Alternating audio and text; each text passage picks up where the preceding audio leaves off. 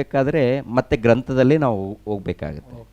ಒಂದೇ ಮಾತಿನಲ್ಲಿ ಈ ಒಂದು ಪಾಪ ಅಂದರೆ ಏನು ಅಂತ ತಿಳ್ಕೊಳ್ಬೇಕಾದ್ರೆ, ಪಾಪ ಎನ್ನುವಂಥ ಪದಕ್ಕೆ ಅರ್ಥ ದೇವರ ಧರ್ಮವನ್ನು ಮೀರುವಂಥದ್ದೇ ಪಾಪ. ಈ ಪಾಪದ ಲೀಸ್ಟಲ್ಲಿ ಏನೇನಿದೆ, ದೇವರು ಏನಂತ ಹೇಳಿದ್ದಾನೆ ಅಂತ ನೋಡುವಾಗ, ವಿಮೋಚನೆ ಕಾಂಡ ಕ್ರಿಸ್ತ ಪೂರ್ವದಲ್ಲಿ 1500 ವರ್ಷಗಳ ಹಿಂದೆ ಪ್ರವಾದಿಯಾದ ಮೋಶೆ ಇದ್ದಾರೆ. ಈ ಮೋಶೆ ಮೂಲಕ ತಂದೆಯಾದ ದೇವರು ಹೇಳಿರುವಂಥ ಮಾತು ತಿಳ್ಕೊಳ್ಳೋಣ. ಅದೇನಪ್ಪ ಅಂದರೆ, ಮೊದಲನೇದಾಗಿ ನೀವು ನನ್ನನ್ನು ಆರಾಧಿಸಬೇಕಂತ ಹೇಳಿದ್ದಾನೆ ತಂದೆಯಾದ ದೇವರು. ತಂದೆಯಾದ ದೇವರು ಅಂದರೆ ಟೋಟಲ್ ಪ್ರಪಂಚವನ್ನು ಉಂಟು ಮಾಡಿರುವಂಥ ದೇವರು, ಸೃಷ್ಟಿಕರ್ತ. ಆ ಸೃಷ್ಟಿಕರ್ತನ ಯಾವ ರೀತಿ ಇದ್ದಾರೆ ಅಂದರೆ ಆತ್ಮಸ್ವರೂಪವಾಗಿದ್ದಾರೆ. ಅಂದರೆ ಆತ್ಮಸ್ವರೂಪನಂದರೆ ಶಕ್ತಿ ಸ್ವರೂಪನು. ಟೋಟಲ್ ಪ್ರಕೃತಿಯನ್ನು ತನ್ನ ಹತೋಟಿಯಲ್ಲಿ ಇಟ್ಟುಕೊಂಡು ನಡೆಸುವಂಥ ಶಕ್ತಿ ಸ್ವರೂಪನು. ಆತನಲ್ಲಿ ಒಂದು ಕೋರಿಕೆ ಇದೆ. ಆ ಕೋರಿಕೆ ಏನಂದರೆ, ಮನುಷ್ಯರ ಮೂಲಕ ದೇವರು ಸಂತೋಷ ಪಡಬೇಕು. ಮನುಷ್ಯರು ಯಾರಪ್ಪ ಅಂದರೆ ದೇವರ ಮಕ್ಕಳು. ದೇವರ ಮಕ್ಕಳಾಗಿರುವಂಥ ನಮ್ಮ ಮೂಲಕ ದೇವರಿಗೆ ಸಂತೋಷ ಉಂಟಾಗಬೇಕು. ಸಂತೋಷ ಉಂಟಾಗಬೇಕಾದ್ರೆ ಆತನ ಮಾರ್ಗದಲ್ಲಿ ನಡಿಬೇಕು. ಆತನ ಮಾರ್ಗವನ್ನು ಬಿಟ್ಟು ಜೀವಿಸಿದರೆ ಅದು ಪಾಪ. ಆತನ ಧ್ಯಾನವನ್ನು ಬಿಟ್ಟು ಆತನ ಮಾರ್ಗವನ್ನು ಬಿಟ್ಟು ಜೀವಿಸಿದರೆ ಅದು ಮೊದಲೇ ದೊಡ್ಡ ಪಾಪ ಅದು. ಯಾಕೆಂದರೆ ದೇವ್ರ ಮೂಲಕನೇ ಪ್ರಕೃತಿ, ದೇವರ ಮೂಲಕನೇ ಮಾನವ ಜನ್ಮ, ದೇವ್ರ ಮೂಲಕನೇ ಟೋಟಲ್ ವಿಶ್ವ. ಆಗಿರುವಾಗ ಮೊದಲನೇ ಸ್ಥಾನ ದೇವ್ರು ಕೊಡಬೇಕು. ಆನಂತರ ಈ ಲೋಕದಲ್ಲೇ ನಾವು ಜೀವಿಸಬೇಕಾಗತ್ತೆ. ಎರಡನೇದಾಗಿ ಏನಂತ ಹೇಳಿದ್ದಾರೆ ಅಂತ ನೋಡುವಾಗ, ತಂದೆಯಾದ ದೇವರು ಮೋಶೆ ಮೂಲಕ ವಿಮೋಚನೆ ಕಾಂಡ 20ನೇ ಅಧ್ಯಾಯ 12ನೇ ವಚನದಲ್ಲಿ ಒಂದು ಮಾತಿರುತ್ತೆ. ನಿನ್ನ ತಂದೆ ತಾಯಿಗಳನ್ನು ಸನ್ಮಾನಿಸಬೇಕು, ಸನ್ಮಾನಿಸಿದರೆ ನಿನ್ನ ದೇವರಾದ ಯೆಹೋವನು ನಿನಗೆ ಅನುಗ್ರಹಿಸುವ ದೇಶದಲ್ಲಿ ನೀನು ಬಹುಕಾಲ ಇರುವಿ ಅಂತ ಹೇಳಿದ್ದಾನೆ. ಅಂದರೆ ನಿನ್ನ ತಂದೆ ತಾಯಿಗಳನ್ನು ಮೊದಲನೇದಾಗಿ ಸನ್ಮಾನಿಸಬೇಕು, ಗೌರವಿಸಬೇಕು. ಅಂದರೆ ಪ್ರಾಮುಖ್ಯವಾಗಿ ತಂದೆಯಾದ ದೇವರನ್ನ ಆರಾಧಿಸಬೇಕು.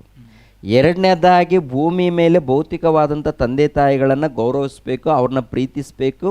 ಅವ್ರಿಗೆ ಬೇಕಾಗಿರುವಂಥದ್ದು ಎಲ್ಲವನ್ನು ಕೂಡ ಮಕ್ಕಳಾಗಿರುವಂಥ ನಾವು ನೋಡ್ಕೊಳ್ಬೇಕು. ಒಂದು ವೇಳೆ ತಂದೆ ತಾಯಿಗಳ ಮನಸ್ಸನ್ನು ನೋಯಿಸಿದರೆ ಅವ್ರು ಏನಾಗ್ತಾರೆ ಅಂದರೆ ಪಾಪಿಗಳು. ತಂದೆ ತಾಯಿಗಳ ಮನಸ್ಸನ್ನು ನೋಯಿಸಬಾರ್ದು. ಅಧರ್ಮ ಲೀಸ್ಟಿಗೆ ಸೇರುತ್ತಲ್ಲ, ಅದು ಅಧರ್ಮ ಲೀಸ್ಟಿಗೆ ಸೇರಿಸಲ್ಪಡ್ತಾರೆ. ಅಧರ್ಮ ಮಾಡುವವನು ಪಾಪ ಮಾಡುವವನಾಗಿದ್ದಾನಂತೆ. ಓಕೆನಾ? ಇವಾಗ ತಂದೆ ತಾಯಿಗಳನ್ನು ಗೌರವಿಸಬೇಕು, ಖಂಡಿತವಾಗಿ ನೋಡ್ಕೋಬೇಕು, ಪ್ರೀತಿಸಬೇಕು, ಅವರನ್ನು ಸನ್ಮಾನಿಸಬೇಕು ಅಂತ ದೇವರು ಹೇಳಿರುವಾಗ, ತಂದೆ ತಾಯಿಗಳನ್ನು ಪ್ರೀತಿಸದೆ ಹೋದರೆ ಅದು ಪಾಪ ಮೊದಲನೇದಾಗಿ. ಎರಡನೇದಾಗಿ ಏನಪ್ಪ ಅಂತ ನೋಡುವಾಗ, ಆಲೋಚನೆ ಮಾಡುವಾಗ, ಈ ರೀತಿ ತಂದೆ ತಾಯಿಗಳನ್ನು ಪ್ರೀತಿಸುವಂಥ ಕುಟುಂಬದಲ್ಲಿ ಮಕ್ಕಳು ಎಷ್ಟು ಜನ ಕಾಣ್ಬೋದು ಈ ಪ್ರಪಂಚ ದೇಶದಲ್ಲಿ? ಪ್ರಪಂಚ ದೇಶದಲ್ಲಿ ಒಂದು 100% ಅಂದ್ಕೊಳ್ಳೋಣ ಫ್ಯಾಮಿಲಿ ಟೋಟಲ್. ಇದರಲ್ಲಿ ಎಷ್ಟು ಪರ್ಸೆಂಟ್ ತಂದೆ ತಾಯಿಗಳನ್ನು ಪ್ರೀತಿಸುವಂಥ ಮಕ್ಕಳಿದ್ದಾರೆ ಅಂದರೆ 10% ಇರ್ಬೋದಂತ ಹೇಳ್ಬೋದಾ? 10%. 90% ಯಾರು ತಂದೆ ತಾಯಿ ನೋಡೋರು ಅದು ಖಂಡಿತ ಹೇಳ್ಬೋದು. ಯಾಕೆಂದರೆ 10% ಅಂದರೆ ಅಲ್ಲೊಬ್ಬರು ಇಲ್ಲೊಬ್ರು, 100ಗೆ 10% ಅಂದರೆ ಅಲ್ಲೊಬ್ಬರು ಇಲ್ಲೊಬ್ರು ಮಾತ್ರ ತಂದೆ ತಾಯಿಗಳನ್ನು ಪ್ರೀತಿಸ್ಕೊಂಡು ಒಳ್ಳೆ ರೀತಿಯಲ್ಲಿ ಹೋಗೋರಿದ್ದಾರೆ.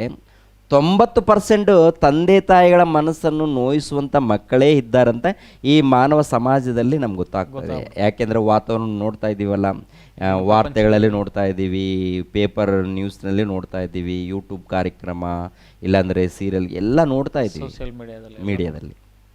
ಏನು ಗೊತ್ತಾಗ್ತಾ ಇದೆ ಅಂದರೆ ತಂದೆ ತಾಯಿಗಳನ್ನು ಪ್ರೀತಿಸುವಂಥ ಮಕ್ಕಳು ಬಹಳ ಕಡಿಮೆ, ಎಲ್ಲೋ ಸ್ವಲ್ಪ ಜನ. ಓಕೆನಾ? ಅಂದರೆ ಇವ್ರ ಲೆಕ್ಕದಲ್ಲಿ ನೋಡುವಾಗ ಎಷ್ಟು ಜನ ತಪ್ಪುಗಳಲ್ಲಿದ್ದಾರೆ ಪಾಪದಲ್ಲಿ? 90%.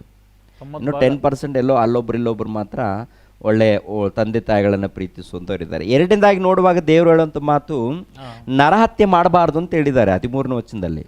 ವಿಮೋಚನೆ ಕಾಂಡ 20ನೇ ಅಧ್ಯಾಯ 13ನೇ ವಚನದಲ್ಲಿ ನೋಡುವಾಗ ನರಹತ್ಯೆ ಮಾಡಕೂಡ್ದು ಅಂತ. ನರಹತ್ಯೆ ಅಂದರೆ ಎಷ್ಟು ರೀತಿಯಲ್ಲಿ ನಡೀತಾ ಇದೆ ಅಂತ ನೋಡುವಾಗ, ಹಣದಗೋಸ್ಕರ ನರಹತ್ಯೆಗಳು ನಡೀತಾ ಇದೆ, ಅಧಿಕಾರದಗೋಸ್ಕರ ನರಹತ್ಯೆಗಳು ನಡೀತಾ ಇದೆ, ಇಲ್ಲ ಹೆಣ್ಣಿನಗೋಸ್ಕರ ನರಹತ್ಯೆಗಳು ನಡೀತಾ ಇದೆ. ಈ ಸಮಾಜದಲ್ಲಿ ನರಹತ್ಯೆಗಳು ಅಲ್ಲಲ್ಲಿ ನಡೀತಾ ಇದೆ. ದೇಶವನ್ನು ಕಾಪಾಡ್ಕೊಳ್ಬೇಕು, ಇಲ್ಲ ದೇಶವನ್ನು ಸ್ವಾಧೀನಪಡಿಸ್ಕೊಳ್ಬೇಕು ಅಂತ ಉಗ್ರವಾದಿಗಳು ಇದ್ದಾರೆ, ಅವ್ರ ಮೂಲಕ ನರಹತ್ಯೆ ನಡೀತಾ ಇದೆ. ಮಾನವ ಬಾಂಬುಗಳು, ಕಾರು ಬಾಂಬುಗಳು, ಇಲ್ಲಾಂತಂದರೆ ಮಾನವ ಅನೇಕ ರೀತಿಯಲ್ಲಿ ಪ್ರಯತ್ನ ಮಾಡ್ತಾ ಇದ್ದಾರೆ, ಅನೇಕ ರೀತಿಯಲ್ಲಿ ಸಾಯಿಸ್ತಾ ಇದ್ದಾರೆ. ಇದು ಕೂಡ ದೊಡ್ಡ ಪಾಪ. ಇದು ಪಾಪದಲ್ಲಿ ದೊಡ್ಡ ಪಾಪ. ಮನುಷ್ಯರನ್ನ ಸಾಯಿಸುವಂಥದ್ದು ದೊಡ್ಡ ಪಾಪ. ಇದು ನಡೀತಾ ಇದೆ ಅಂದರೆ ಪ್ರಪಂಚದಲ್ಲಿ ಪ್ರತಿ ಮೂಲೆಯಲ್ಲಿ ನಡೀತಾ ಇದೆ. ಇನ್ನೊಂದು ನೋಡಬೇಕಾದ್ರೆ ವ್ಯಭಿಚಾರ ಮಾಡಬಾರ್ದು ಅಂತ ಹೇಳಿದ್ದಾನೆ.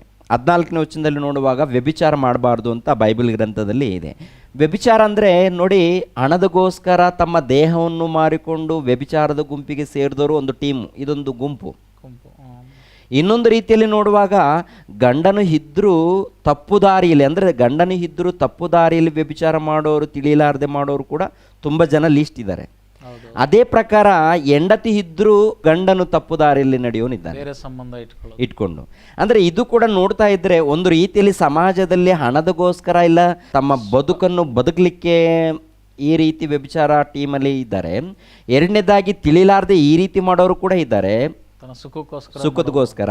ಈ ಲೀಸ್ಟ್ ನೋಡುವಾಗ ಎಷ್ಟು ಜನ ಕಾಣ್ಬೋದು ಅಂದಾಜಾಗಿ? ಪ್ರಪಂಚದಲ್ಲಿ ಟೋಟಲ್ ಪ್ರಪಂಚದಲ್ಲಿ ಎಷ್ಟು ಅಂದಾಜು ಎಷ್ಟು ಕಾಣ್ಬೋದು ನಾವು? 90 ಭಾಗ ಅದರಲ್ಲೇ ಮುಳುಗೋಗಿದ್ದಾರೆ. ಓಕೆ, ಒಂದು 50% ಅಂದ್ಕೊಳ್ಳೋಣ, 40% ಅಂದ್ಕೊಳ್ಳೋಣ, ಒಂದು 60% ಒಳ್ಳೆ ಸ್ತ್ರೀಯರು ಇದ್ದಾರೆ, ಒಳ್ಳೆ ಪುರುಷರು ಇದ್ದಾರೆ ಅಂತ ಅಂದ್ಕೊಳ್ಳೋಣ. ಒಂದು 40% ಈ ರೀತಿ ತಪ್ಪು ನಡೀತಾ ಇದೆ ಮಾನವ ಸಮಾಜದಲ್ಲಿ. ಮೂರನೇದಾಗಿ ಸೋಷಿಯಲ್ ಮೀಡಿಯಾ ನೋಡ್ತಾ ಇದ್ವಿ, ಯೂಟ್ಯೂಬಲ್ಲಿ. ಈ ಯೂಟ್ಯೂಬಲ್ಲಿ ಸೀರಿಯಲ್ಗಳಾಗಿರ್ಬೋದು, ಇಲ್ಲಾಂದರೆ ಸಾಂಗ್ಸ್ಗಳಾಗಿರ್ಬೋದು, ಏನು ನಡೀತಾ ಇದೆ ಇವ್ರ ಮೂಲಕ ಸಮಾಜದಲ್ಲಿ ಹೆಸರು ಪಡಿಬೇಕು ಎನ್ನುವಂಥ ಉದ್ದೇಶದಿಂದ ಹೆಣ್ಣು ಮಕ್ಕಳನ್ನು ಬಳಸ್ಕೊಳ್ತಾ ಇದ್ದಾರೆ. ಖಂಡಿತ ಸಿನಿಮಾ ಇಂಡಸ್ಟ್ರಿ ನೋಡಿ, ಸಿನಿಮಾ ಇಂಡಸ್ಟ್ರಿ ಅಂದರೆ ಕಳಾಮ ತಾಯಿಗೆ ಸೇವೆ ಮಾಡ್ತೀವಿ ಅಂತ ಹೇಳಿ ಸಿನಿಮಾ ಇಂಡಸ್ಟ್ರಿ ಅಂತಾರೆ. ಸಿನಿಮಾ ಇಂಡಸ್ಟ್ರಿದಲ್ಲಿ ಏನು ಬಳಸ್ಕೊಳ್ತಾರೆ, ಸಿನಿಮಾದಲ್ಲಿ ಏನು ತೋರಿಸ್ತಾ ಇದ್ದಾರೆ? ಹೆಂಗಸರನ್ನ ಉಪಯೋಗಿಸ್ಕೊಂಡು ಸಿನಿಮಾದಲ್ಲಿ ಏನು ತೋರಿಸ್ತಾ ಇದ್ದಾರೆ ನೀವೇ ಆಲೋಚನೆ ಮಾಡಿ. ಒಂದು ಏನು ಜಾಸ್ತಿ ಏನಪ್ಪ ಅಂತಂದರೆ ಹೆಣ್ಮಕ್ಳನ್ನು ಬಳಸ್ತಾ ಇದ್ದಾರೆ. ಅರೆಬೆತ್ತಲೆ ಬಟ್ಟೆಗಳನ್ನು ಧರಿಸ್ಕೊಂಡು ಈ ಹೆಣ್ಣು ಮಕ್ಕಳನ್ನು ಅಂದರೆ ಯುವತಿಯರನ್ನು ಒಂದು ವಿಚಿತ್ರವಾದಂಥ ಆಕಾರದಲ್ಲಿ ತೋರಿಸ್ತಾ ಇದ್ದಾರೆ. ಎಂಥ ಆಕಾರ ಅಂದರೆ ಯುವಕರು ಒಳಪಡುವಂಥ ರೀತಿಯಲ್ಲಿ ಯುವಕರನ್ನು ಆಕರ್ಷಿಸುವಂಥ ರೀತಿಯಲ್ಲಿ. ಹೌದು, ಪ್ರಪಂಚ ದೇಶದಲ್ಲಿ ಇವರು ಹಣವನ್ನು ಸಂಪಾದನೆ ಮಾಡ್ಕೊಳ್ಳೋದಕ್ಕೆ, ಇಲ್ಲಾಂದರೆ ಪ್ರಪಂಚದಲ್ಲಿ ಹೆಸರನ್ನು ಗಳಿಸ್ಕೊಳ್ಳೋದಕ್ಕೆ ಈ ರೀತಿ ಹೆಣ್ಣು ಮಕ್ಕಳನ್ನು ಮುಂದೆ ಇಟ್ಟು ಅವರಿಗೆ ಹಣದ ಆಸೆ ತೋರಿಸಿ, ಇಲ್ಲ ನಿಮಗೆ ಉನ್ನತ ಹೆಸರು ಬರುತ್ತೆ ಅಂತ ಈ ರೀತಿ ತೋರಿಸಿ ಅವರನ್ನು ಅರೆಬೆತ್ತಲೆ ಬಟ್ಟೆಗಳನ್ನು ಅಂದರೆ ಅರ್ಧ ಬಟ್ಟೆಗಳನ್ನು ಧರಿಸಿ ಅವರ ಮನಸ್ಸನ್ನು ಕೆಡಿಸಿ ಈ ರೀತಿಯಲ್ಲಿ ಸಿನಿಮಾಗಳಲ್ಲಿ ತೋರಿಸ್ತಾ ಇದ್ದಾರೆ. ಖಂಡಿತ ಹೌದು, ಹೆಣ್ಮಕ್ಳನ್ನು ಬಳಸ್ತಾ ಇದ್ದಾರೆ. ಅದರಲ್ಲಿ ವಾಲ್ ಪೋಸ್ಟರ್ಗಳನ್ನು ನೋಡಿ ಬರೆದಾರೆ. ವಾಲ್ ಪೋಸ್ಟರ್ ಹೊರಗಡೆ ಪಬ್ಲಿಕ್ಕಲ್ಲಿ ವಾಲ್ ಪೋಸ್ಟರ್ಗಳು ಹಾಕಿರ್ತಾರೆ. ಎಂಥ ವಾಲ್ ಪೋಸ್ಟರ್ಗಳಿದೆ, ಎಂಥ ಪೋಸ್ಟರ್ಗಳು ಹಾಕಿದ್ದಾರೆ, ಏನಿದೆ ಅದರಲ್ಲಿ ಅಂದರೆ ಮೊದಲನೇದಾಗಿ ಹೆಣ್ಣು ಮಕ್ಕಳ ಅವಯವಗಳನ್ನು ಒಂದು ವಿಕಾರವಾದಂಥ ಆಕಾರವನ್ನು ತೋರಿಸ್ತಾ ಇದ್ದಾರೆ. ಅಂದರೆ ಅದನ್ನು ಪ್ರತಿ ಪುರುಷನು ಆಕರ್ಷಿಸಬೇಕು. ನೋಡಿದ ತಕ್ಷಣ ಆ ಒಂದು ಸಿನಿಮಾ ನೋಡಬೇಕು ಎನ್ನುವಂಥ ವಿಚಿತ್ರವಾದಂಥ ಆಸೆ ಹುಟ್ಟಿಸುವಂಥ ರೀತಿಯಲ್ಲಿ ಪೋಸ್ಟರ್ಗಳು ಇರುತ್ತೆ. ಎರಡನೇದಾಗಿ ಸಿನಿಮಾದಲ್ಲಿ ಹೋದರೂ ಕೂಡ ನೋಡ್ತಾ ಇದ್ರೇ ಮನುಷ್ಯನ ಮನಸ್ಸನ್ನು ಗಲಿಬಿಲಿ ಇಲ್ಲಾಂತಂದ್ರೆ ಆಕರ್ಷಣೆ ಮಾಡುವಂಥ ರೀತಿಯಲ್ಲಿ ಈ ರೀತಿ ತೋರಿಸ್ತಾ ಇದ್ದಾರೆ. ಇದು ದೇವರ ದೃಷ್ಟಿಯಲ್ಲಿ ಒಳ್ಳೆಯದಾ ಕೆಟ್ಟದ್ದಾ?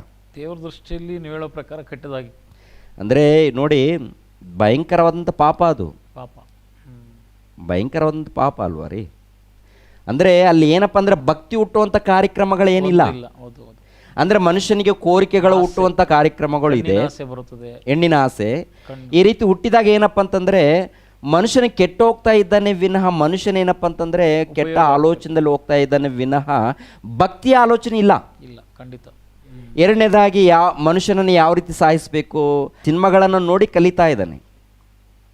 ಯಾವ ರೀತಿ ಮೋಸ ಮಾಡಬೇಕು ಸಿನಿಮಾಗಳನ್ನು ನೋಡಿ ಕಲಿತಾ ಇದ್ದಾನೆ. ಯಾವ ರೀತಿ ಕೊಂದಾಕಬೇಕು ಸಿನಿಮಾಗಳನ್ನು ನೋಡಿ ಕಲಿತಾ ಇದ್ದಾನೆ. ಅಂದರೆ ಮನುಷ್ಯನನ್ನು ಯಾವ ರೀತಿ ಕೊಂದಾಕಬೇಕು ಕಲಿತಾ ಇದ್ದಾನೆ, ಮನುಷ್ಯನಿಗೆ ಯಾವ ರೀತಿ ಮೋಸ ಮಾಡಬೇಕು ಕಲಿತಾ ಇದ್ದಾನೆ, ಯಾವ ರೀತಿ ವ್ಯಭಿಚಾರ ಮಾಡಬೇಕು ಕಲಿತಾ ಇದ್ದಾನೆ. ಇವೆಲ್ಲವನ್ನು ಈ ಸಿನಿಮಾಗಳಲ್ಲಿ ನೋಡಿ ಈ ರೀತಿ ಮನುಷ್ಯನು ಕಲಿತಾ ಇದ್ದಾನೆ. ಅಂದರೆ ಈ ಸಿನಿಮಾ ಇಂಡಸ್ಟ್ರಿಯವರು ದೊಡ್ಡ ದೊಡ್ಡ ಡೈರೆಕ್ಟರ್ಗಳಿದ್ದಾರೆ, ದೊಡ್ಡ ದೊಡ್ಡ ಆ್ಯಕ್ಟರ್ಗಳಿದ್ದಾರೆ, ದೊಡ್ಡ ದೊಡ್ಡ ಹೀರೋಗಳಿದ್ದಾರೆ. ಇವರೆಲ್ಲ ಪ್ರಪಂಚಕ್ಕೆ ಏನು ಪರಿಚಯ ಮಾಡ್ತಾ ಇದ್ದಾರೆ ಅಂತ ನೋಡುವಾಗ ಒಳ್ಳೆಯದನ್ನು ಪರಿಚಯ ಮಾಡ್ತಾ ಇದ್ದಾರಾ ಅಥವಾ ಕೆಟ್ಟದ್ದನ್ನು ಪರಿಚಯ ಮಾಡ್ತಾ ಇದ್ದಾರಾ, ಅದ್ರ ಮೂಲಕ ಒಳ್ಳೆಯದನ್ನು ಕಲಿತಾ ಇದ್ದಾರಾ, ಅದ್ರ ಮೂಲಕ ಕೆಟ್ಟದ್ದನ್ನು ಕಲಿತಾ ಇದ್ದಾರೆ ಅಂತ ನೋಡುವಾಗ ಒಳ್ಳೇದು ಮಾತ್ರ ಇಲ್ಲ. ಭಕ್ತಿ ಮಾರ್ಗ ಇಲ್ವಲ್ಲ, ಭಕ್ತಿ ಇಲ್ಲ. ಭಕ್ತಿ ಎಲ್ಲಿದೆ? ಭಕ್ತಿ ಬರಲ್ಲ. ಒಳ್ಳೇದೇನಾದರೂ ಹುಟ್ಟುತ್ತಾ ಇದೆಯಾ? ಸಿನಿಮಾ ನೋಡಿದಾನೆ, ಕೋರಿಕೆಗಳು ಹುಟ್ಟಿದೆ. ಯಾರನ್ನಾದ್ರೂ ಕೊಂದಾಕ್ಬೇಕಾದ್ರೆ ಅದರಲ್ಲಿ ನೋಡಿದಾನೆ, ಇನ್ನು ಕೆಲವು ಪ್ಲ್ಯಾನ್ ಮಾಡಿಕೊಂಡು ಈ ರೀತಿ ಕೊಂದಾಕ್ಬೇಕು, ಈ ರೀತಿ ಕೊಂದಾಕ್ಬೇಕು, ಇಲ್ಲಿ ಈ ರೀತಿ ವ್ಯಭಿಚಾರ, ಈ ರೀತಿ ಮಾನಭಂಗ ಮಾಡಬೇಕು ಅಂತ ಈ ಒಂದು ಆಲೋಚನೆಗಳನ್ನು ತಿಳ್ಕೊಂಡು ಮನುಷ್ಯನ ಕಲಿತಾ ಇದ್ದಾನೆ ವಿನಃ ಈ ಸಿನಿಮಾ ಇಂಡಸ್ಟ್ರಿ ಮೂಲಕ ಮಾನವ ಸಮಾಜಕ್ಕೆ ಒಳ್ಳೇದಂತರೂ ಏನಿಲ್ಲ ರೀ. ಅದನ್ನೇ ಗುಂಪು ಗುಂಪಾಗಿ ಎಷ್ಟೋ ಮಂದಿ ನೋಡ್ತಾ ಇದ್ದಾರೆ. ಇದಕ್ಕೇನಂತೀರಾ ನೀವು? ಒಳ್ಳೇದಿದೆಯಂತೀರಾ, ಕೆಟ್ಟದಿದೆಯಂತೀರಾ? ಭಕ್ತಿ ವೃದ್ಧಿ ಇಲ್ಲ ಇದರಲ್ಲಿ. ಒಟ್ಟಿನಲ್ಲಿ ಪಾಪ, ಪಾಪ 100% ಪಾಪ. ಇಂಥದ್ದೆಲ್ಲ ನೋಡಿದ್ರೆ ದೇವರಿಗೆ ಏನಾಗುತ್ತೆ ಹೇಳ್ರಿ? ಹೊಟ್ಟೆ ಉರಿತಾ? ಉರಿತದೆ. ಸಂತೋಷವಾಗಿರ್ತಾನೆ. ಯಾಕೆ ದೇವರಿಗೆ ಹೊಟ್ಟೆ ಉರಿತಂದ್ರೆ ದೇವರು ಎತ್ತಿದ್ದಾನೆ ಮಕ್ಕಳನ್ನು. ದೇವರು ಮಕ್ಕಳನ್ನು ಎತ್ತಿದ್ದಾನೆ. ಕೊನೆಯದಾಗಿ ನೋಡ್ತಾ ಇದ್ದಾರೆ ಮಾನವ ಸಮಾಜದಲ್ಲಿ ಈ ರೀತಿ ನಡೀತದೆ. ಅದೇ ರೀತಿಯಲ್ಲಿ ಯೂಟ್ಯೂಬ್ ಚಾನಲ್ಗಳಲ್ಲಿ ನೋಡಬೇಕು, ಆನಂತರ ಗೂಗಲಲ್ಲಿ ನೋಡ್ತಾ ಇದ್ದಾರೆ, ಎಲ್ಲ ಕೂಡ ಹೊಲಸು ಕಾರ್ಯಕ್ರಮಗಳು ಜಾಸ್ತಿ ಇದೆ. ಕೆಟ್ಟದ್ದು ಜಾಸ್ತಿ ತುಂಬಿಕೊಂಡಿದೆ ಪ್ರಪಂಚ. ಚಿಕ್ಕ ಮಕ್ಕಳು ಕೂಡ ಕೆಟ್ಟೋಗ್ತಾ ಇದ್ದಾರೆ. ಇದನ್ನು ಕೇಳೋರು ಯಾರಿದ್ದಾರೆ? ತಡೆಯೋರು ಯಾರಿದ್ದಾರೆ? ರಾಜಕೀಯ ನಾಯಕರು ತಡೀತಾರಾ? ಇಲ್ಲ ದೊಡ್ಡ ದೊಡ್ಡ ಅಧಿಕಾರಿಗಳು ತಡೀತಾರಾ? ಮಾಡ್ಕೊಳ್ಳಿ ಬಿಡ್ರಿ, ನಮಗೇನು ಬೇಕು, ಹಣ ಬಂದರೆ ಸಾಕು, ನಾವು ಒಳ್ಳೆ ರೀತಿಯಲ್ಲಿದ್ದರೆ ಸಾಕು ಅಂತ ಈ ರೀತಿ ಹೇಳ್ತಾರೆ.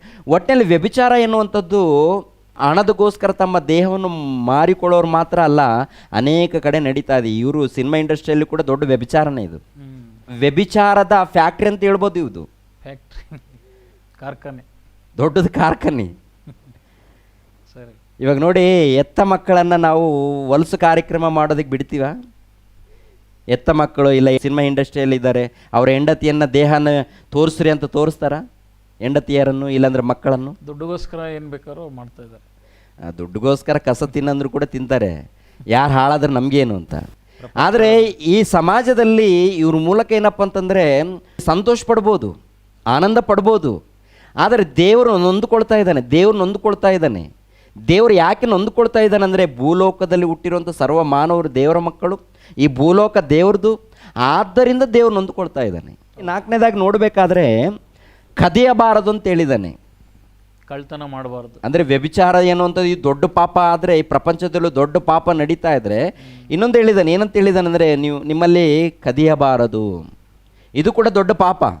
ಕದಿಯಬಾರದಂದರೆ ಚಿಕ್ಕ ಗುಂಪಿನಲ್ಲಿ ಕದಿಯೋರಿದ್ದಾರೆ, ದೊಡ್ಡ ಗುಂಪಿನಲ್ಲಿ ಕದಿಯೋರಿದ್ದಾರೆ, ಅಧಿಕಾರಿಗಳ ಮಧ್ಯದಲ್ಲಿ ಕಳ್ಳತನ ನಡೀತಾ ಇದೆ, ಹಗರಣಗಳು ನಡೀತಾ ಇದೆಲ್ಲ. ಹೌದು, ಹಗರಣಗಳು ಎಲ್ಲೆಲ್ಲಿ ನಡೀತಾ ಇದೆ? ಅಧಿಕಾರಿಗಳ ಮಧ್ಯದಲ್ಲಿ ನಡೀತಾ ಇದೆ, ದೊಡ್ಡ ದೊಡ್ಡ ರಾಜಕಾರಣಿಗಳ ಮಧ್ಯದಲ್ಲಿ ನಡೀತಾ ಇದೆ. ಎಲ್ಲಿ ಈ ಒಂದು ಹಗರಣ ನಡೀತಾ ಇಲ್ಲ? ಕದಿಯಬಾರದಂದರೆ ಕಳ್ಳತನ ನಡೀತಾ ಇದೆ. ಚಿಕ್ಕ ಕಳ್ಳತನ, ದೊಡ್ಡ ಕಳ್ಳತನ, ಮನೆಯಲ್ಲಿ ಕಳ್ಳತನ, ಫ್ಯಾಕ್ಟ್ರಿಯಲ್ಲಿ ಕಳ್ಳತನ, ಅಧಿಕಾರಿಗಳ ಮಧ್ಯದಲ್ಲಿ ಹಗರಣಗಳು, ಇವೆಲ್ಲ ನೋಡ್ತಾ ಇದ್ರೆ ಇದು ಎಷ್ಟು % ನಡೀತಾ ಇದೆ ಅಂತ ಹೇಳ್ತೀರಾ ನೀವು?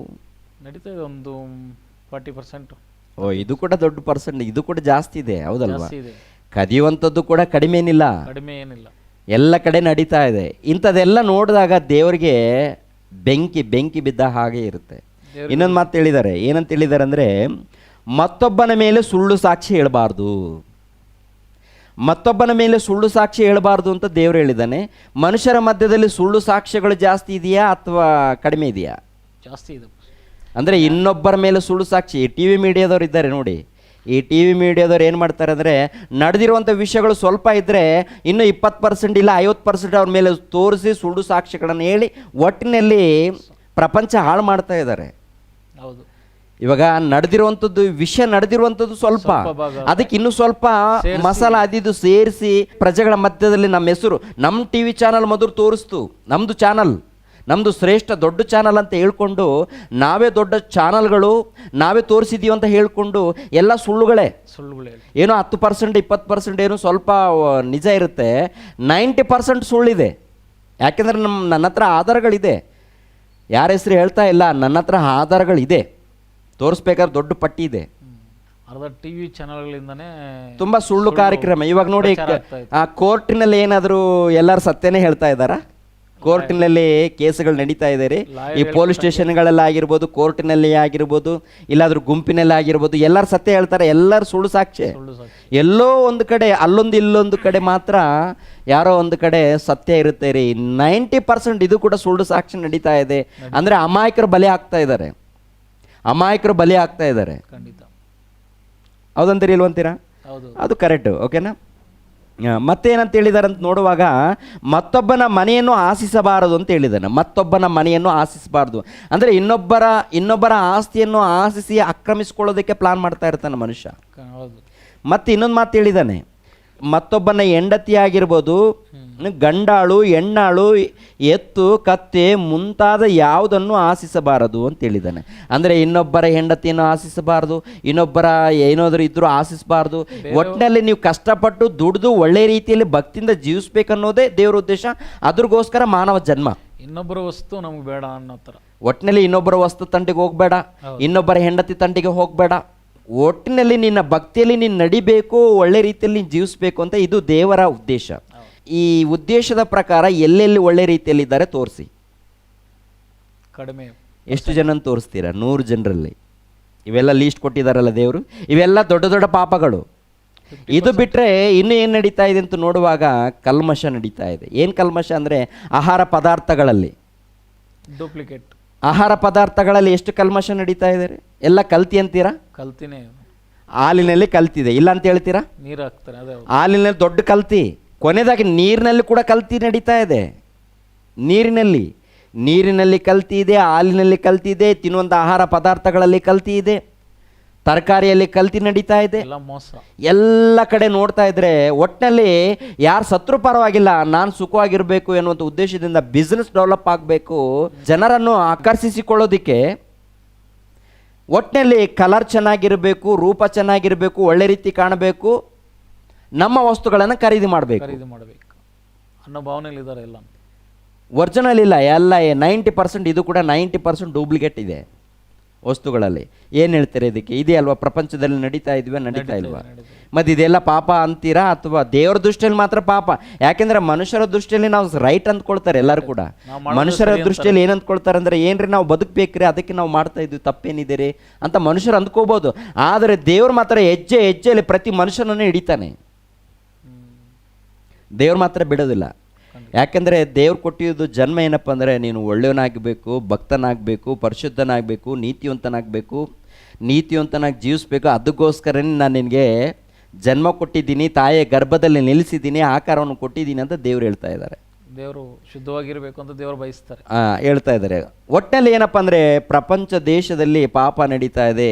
ತಂದೆಯಾದ ದೇವರು ಒಬ್ಬ ಭಕ್ತನ ಮೂಲಕ ಹೇಳಿರುವಂಥ ಮಾತೇನೆಂದರೆ, ಒಬ್ಬನೂ ಇಲ್ಲ, ನೀತಿವಂತನೂ ಇಲ್ಲ ಅಂತ ಹೇಳಿದ್ದಾನೆ. ನೋಡ್ತೀರಾ ಆ ಮಾತನ್ನು? ನೋಡಿ ಈ ಒಂದು ವಿಷಯವನ್ನು ನಾವು ಫೈನಲ್ ಮಾಡ್ಕೊಂಡ್ಬಿಡೋಣ.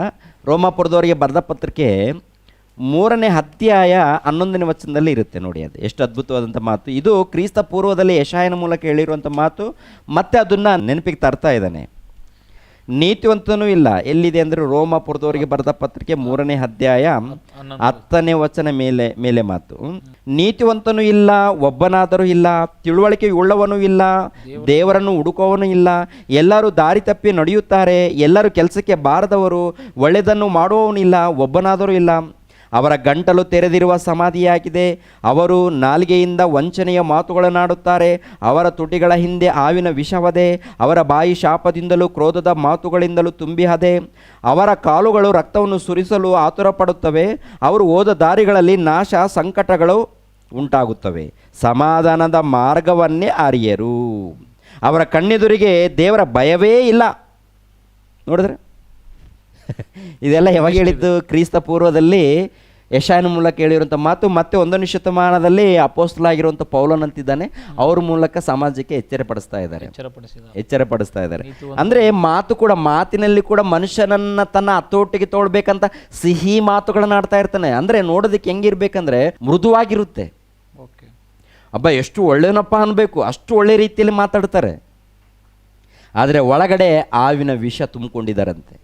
ಸಿಹಿ ಮಾತುಗಳು ಮಾತಾಡ್ತಾರೆ, ಮೇಲ್ಗಡೆ ಮಾತ್ರ ತುಂಬ ಭಕ್ತನ ಥರ ನೋಡೋದಕ್ಕೆ. ಹಬ್ಬ ಎಷ್ಟು ಸಾಧು ಅಂದರೆ ಕುರಿವೇಷ ಅಂತ ಹೇಳ್ತಾರಲ್ಲ, ಹೊರಗಡೆ ನೋಡಿದ್ರೆ ಕುರಿ ಅಂದರೆ ತಗ್ಗಿಸ್ಕೊಂಡಿರುತ್ತೆ, ತುಂಬ ಸಮಾಧಾನ ಥರ. ಒಳಗಡೆ ನೋಡಿದ್ರೆ ತೋಳ ಅಂದರೆ ಮನುಷ್ಯನನ್ನು ಹಿಡ್ಕೊಂಡು ಹೋಗುವಂಥದ್ದು. ಆ ರೀತಿ ಮನುಷ್ಯರು ಏನಂದರೆ ಮಾತಿನಲ್ಲೇ ಮನುಷ್ಯರನ್ನು ಬುಟ್ಟಿಯಲ್ಲಿ ಹಾಕ್ಕೊಳ್ತಾರೆ, ಸ್ವಾಧೀನಪಡಿಸ್ಕೊಳ್ತಾರೆ ಅಂತ ಜನರು ಪ್ರಪಂಚ ದೇಶದಲ್ಲಿದ್ದಾರಂತೆ. ಇದೆಲ್ಲ ದೇವ್ರ ದೃಷ್ಟಿಯಲ್ಲಿ ಏನಪ್ಪ ಅಂದ್ರೆ ದೊಡ್ಡ ಪಾಪ.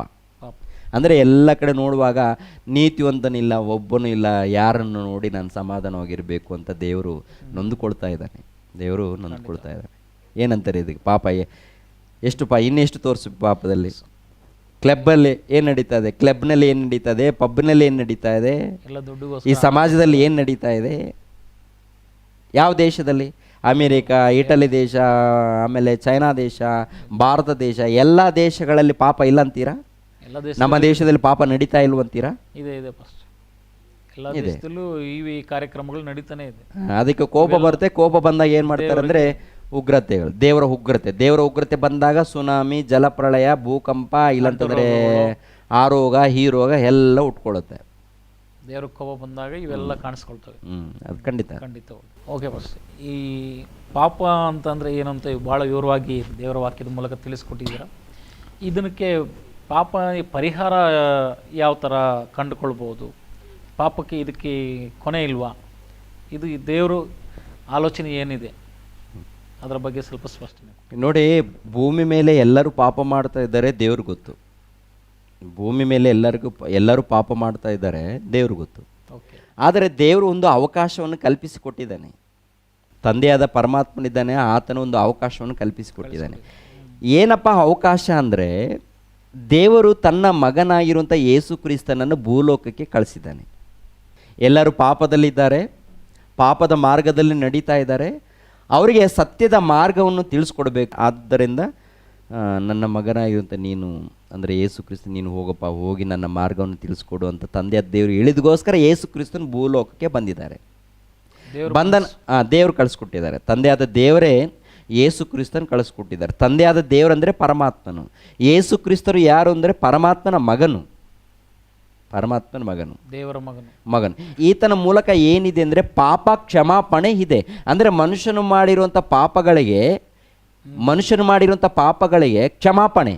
ಕ್ಷಮಾಪಣೆ ಎನ್ನುವಂಥ ಒಂದು ಮಾರ್ಗವನ್ನು ತಂದೆಯಾದ ದೇವರು ಕಲ್ಪಿಸಿ ಕೊಡ್ತಾ ಇದ್ದಾನೆ. ಅದೇ ನೋಡಿ, ಯೋಹಾನ್ ಬರೆದ ಸುವಾರ್ತೆ 1ನೇ ಅಧ್ಯಾಯ 29ನೇ ವಚನದಲ್ಲಿ ಇರುತ್ತೆ. 1ನೇ ಅಧ್ಯಾಯ 29ನೇ ವಚನದಲ್ಲಿ, ಮರುದಿನ ಯೋಹಾನನು ತನ್ನ ಕಡೆಗೆ ಬರುವ ಯೇಸುವನ್ನು ನೋಡಿ, ಅಗೋ ಯಜ್ಞಕ್ಕೆ ದೇವರು ನೇಮಿಸಿದ ಕುರಿ, ಲೋಕದ ಪಾಪವನ್ನು ನಿವಾರಣೆ ಮಾಡುವನು. ಲೋಕದ ಪಾಪವನ್ನು ನಿವಾರಣೆ ಆಗಬೇಕಾದ್ರೆ ಯೇಸು ಕ್ರಿಸ್ತನು ಬಲಿ ಆಗ್ತಾ ಇದ್ದಾರಂತೆ. ಲೋಕದ ಪಾಪದ ನಿವಾರಣೆ, ಎಲ್ಲ ಮನುಷ್ಯರು ಮಾಡಿರ್ತಕ್ಕಂಥ ಅಕ್ರಮಗಳು, ಪಾಪಗಳು, ಅದಕ್ಕೋಸ್ಕರ. ಹೌದು. ಇವಾಗ ಭೂಮಿ ಮೇಲೆ ಹುಟ್ಟಿರುವಂತಹ ಸರ್ವಮಾನವರು ಎಲ್ಲರೂ ದೇವರ ಮಕ್ಕಳು. ಅದರಲ್ಲಿ ಕುಲ, ಜಾತಿ, ಮತ ಅಂತ ನಾವು ಮಾಡ್ಕೊಂಡಿದ್ದೀವಿ. ಇದರಲ್ಲಿ ಕುಲ ಮತ ಏನೂ ಇಲ್ಲ. ದೇವರ ಮಕ್ಕಳು, ಎಲ್ಲರೂ ದೇವರ ಮಕ್ಕಳು. ನಾವೇನು ಮಾಡ್ಕೊಂಡಿದ್ದೀವಿ ಅಂದರೆ ಈ ಕುಲ ಆ ಕುಲ ಅಂತ ನಾವು ಮಾಡ್ಕೊಂಡಿದ್ದೀವಿ. ಇದು ನಮ್ಮದು ತಪ್ಪದು. ಆದರೆ ಎಲ್ಲರನ್ನ ಕರೀತಾ ಇದ್ದಾನೆ, ನಿಮ್ಮ ಪಾಪಗಳನ್ನು ನಾನು ನಿವಾರಣೆ ಮಾಡ್ತೀನಿ, ನನ್ನ ಬಳಿಗೆ ಬನ್ನಿ ಅಂತ ಹೇಳಿದ್ದಾನೆ. ಅಂದರೆ ನಾವು ಪಾಪಗಳನ್ನು ನಿವಾರಣೆ ಮಾಡ್ಕೊಳ್ಬೇಕು ಅಂದರೆ, ದೇವರಿಂದ ಸಮಾಧಾನ ಪಡ್ಕೊಳ್ಬೇಕು ಅಂದರೆ ಒಂದು ದಾರಿ. ಏನಪ್ಪ ದಾರಿ ಅಂದರೆ ದೇವರ ಮಾರ್ಗ. ಅದು ಯೇಸು ಕ್ರಿಸ್ತನ ಮಾರ್ಗ. ತಂದೆಯಾದ ದೇವರು ಯೇಸು ಕ್ರಿಸ್ತನನ್ನು ಕಳಿಸಿಕೊಟ್ಟು ಈ ಮಾರ್ಗದಲ್ಲಿ ಬನ್ನಿ ಅಂತ ಹೇಳಿದ್ದಾನೆ. ಅದಕ್ಕೆ ನಾನೇ ಮಾರ್ಗವು, ನಾನೇ ಸತ್ಯವು, ನಾನೇ ಜೀವವು. ಅಂದರೆ ನಿಮ್ಮ ಪಾಪಗಳು ಪರಿಹಾರ ಆಗಬೇಕು, ಪಾಪಗಳು ನಿವಾರಣೆ ಆಗಬೇಕಂದ್ರೆ ಮಾರ್ಗ ನಾನೇ. ನೀವು ಪರಲೋಕಕ್ಕೆ ಬರಬೇಕಾದ್ರೆ ಮಾರ್ಗ ನಾನೇ. ನೀವು ಸತ್ಯದ ಮಾರ್ಗದಲ್ಲಿ ಈ ಲೋಕದಲ್ಲಿ ಒಳ್ಳೆಯವರಾಗಿ ನಡಿಬೇಕಾದ್ರೆ ಮಾರ್ಗ ನನ್ನ ಮಾರ್ಗ. ಈ ಮಾರ್ಗದಲ್ಲಿ ಬಂದರೆ ಖಂಡಿತವಾಗಿ ನೀವು ಒಳ್ಳೆಯರಾಗಿ ನಡ್ಕೊಳ್ತೀರಾ. ಎರಡನೇದಾಗಿ ನಿಮ್ಮ ಪಾಪಗಳು ಪರಿಹಾರವಾಗುತ್ತೆ. ಮೂರನೇದಾಗಿ ಸತ್ತ ನಂತರ ನಿಮ್ಗೆ ಪರಲೋಕ ಸಿಗುತ್ತೆ ಅಂತ ಹೇಳಿದ್ದಾನೆ. ಅಂದರೆ ಪರಲೋಕ ಪಡ್ಕೋಬೇಕಂದ್ರೆ ಭೂಲೋಕದಲ್ಲಿ ಪಾಪಗಳನ್ನು ನಿವಾರಣೆ ಮಾಡ್ಕೋಬೇಕು. ಪಾಪಗಳನ್ನು ನಿವಾರಣೆ ಮಾಡ್ಕೊಳ್ಬೇಕಾದ್ರೆ ಖಂಡಿತವಾಗಿ ಯೇಸು ಕ್ರಿಸ್ತನನ್ನು ತಿಳ್ಕೊಳ್ಬೇಕಾದ್ರೆ ಈ ಒಂದು ವಾರ್ತೆಯನ್ನು ಯಾರು ಹೇಳ್ತಾ ಇದ್ದಾರೋ ಗಮನಿಸ್ಬೇಕು. ಜನರು ಗಮನಿಸಿದಾಗ ಖಂಡಿತವಾಗಿ ನಾವು ಮಾಡಿರುವಂಥ ತಪ್ಪು ದೇವರೇ ನಮ್ಮನ್ನು ಕ್ಷಮಿಸಿ ದೇವರೇ ಅಂತ ದೇವರ ಬಳಿಯಲ್ಲಿ ಬಂದರೆ ಖಂಡಿತವಾಗಿ ಒಳ್ಳೆ ಮಾರ್ಗ ಇದೆ. ಅಂದರೆ ಯೇಸು ಕ್ರಿಸ್ತನ ಮೂಲಕ ಪಾಪ ಕ್ಷಮಾಪಣೆ ಎನ್ನುವಂಥದ್ದು ಇದೆ. ನಾವು ತಗ್ಗಿಸ್ಕೊಂಡು ಬರಬೇಕು, ದೇವ್ರನ್ನ ನಂಬಬೇಕು. ಬಂದರೆ ಖಂಡಿತವಾಗಿ ಪಾಪ ಕ್ಷಮಾಪಣೆ ಯೇಸು ಕ್ರಿಸ್ತನ ಮೂಲಕ ಇದೆ.